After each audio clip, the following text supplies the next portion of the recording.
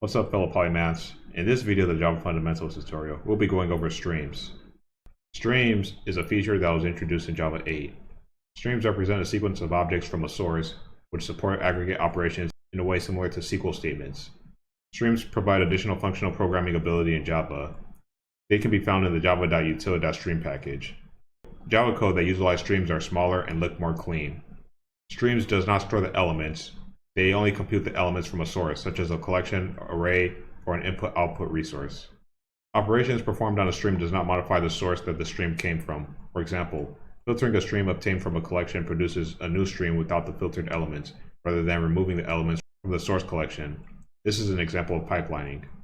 The elements of a stream are only visited once during the life of a stream. A new stream must be generated to revisit the same elements of the source. Streams support aggregate operations like filter, map, limit, reduce, find, match, and other operations. So when you think about streams, you can think about how streams are similar to database manipulation, being able to manipulate records based on what type of elements that you want to retrieve. The collection interface has two methods to generate a stream. There's a stream method, which returns a sequential stream using the collection as its source, and then there's the parallel stream, which returns a parallel stream using the collection as its source. And the syntax is pretty much straightforward. You just have a collection object and you call the stream method or parallel stream method. And this stream method can also call other functions as well, which we'll be seeing very shortly. The for each method, which we saw in a previous tutorial, iterates each element of the stream. The for each method works the same way as a traditional for each loop, but less code is required.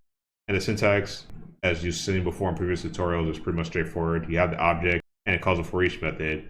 And in the for each method, you can output whatever statements that you want, such as an object or a print line statement, and so on.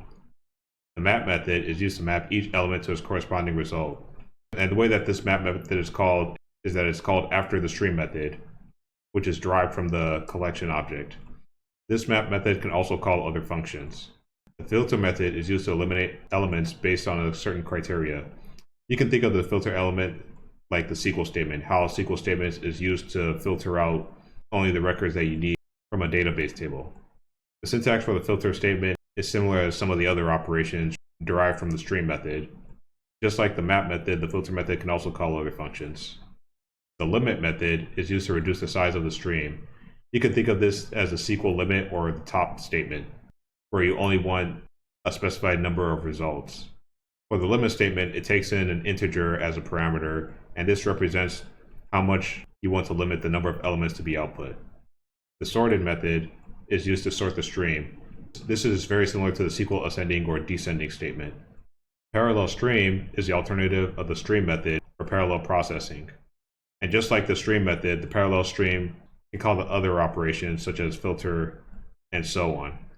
The collector method is used to combine the results of the processing on the elements of a stream. You could essentially think of this as an aggregator of the results from the stream operations. Statistics is used to calculate all the data that was generated when the stream processing is being completed. So essentially you can think of this as a summary of the data that was gathered in a statistical form. There's quite a bit that you can do with streams. We want to keep it relatively short, but I'll show you some basic examples of how streams can be utilized. So let's go into the code. All right, so here we're in the code, and first thing I'm going to do is create a filtered list of elements that gets the elements that start with the letter A.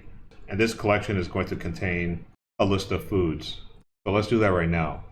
All right, so I created a list collection, and the list of foods is being derived as an arrays list, and it's taking in a list of foods.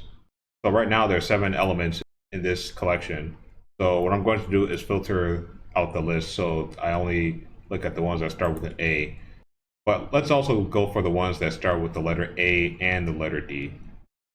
Alright, so after I created the list of foods collection, I created a filtered list of foods, and this filtered list of foods is only going to return the results of foods that start with the letter A or start with the letter D.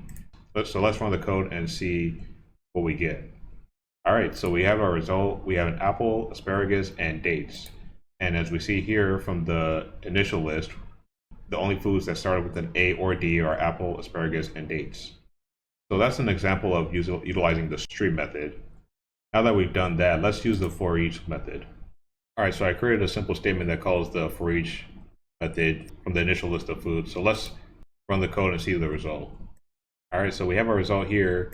We see that the first string method contains the filtered list of foods, and then the for each method pretty much outputs all the list of foods. So now that we've done that, let's test out the map method and see how that works. All right, now that I have this list of numbers, what I'm going to do is multiply each element in the list of numbers by 100, and we can see what the result is. All right, so I've written the code to multiply by the 100. So let's run the code and see what result we get for this. All right, so we ran the code for the map method, and we see that each element in that list of numbers that was filtered is now a multiple of 100. So from 100 to 1000. So let's finish this off with using the limit and the sorted. So I created methods for the limit and sorted. So let's see the output for that. All right, so we got a result for the limit and sorted methods. We were not able to really see the sorted method since the numbers were already sorted, but we can see for the limit that it was able to limit it to the first 7 elements. So from 100 to 700. So those are some examples of the power of streams.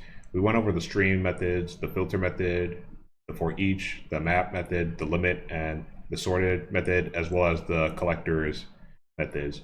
So try this out and play with it on your own. Also try out the statistics methods as well. There's plenty of them, and I'm sure you'll be able to get a lot of ideas on utilizing them.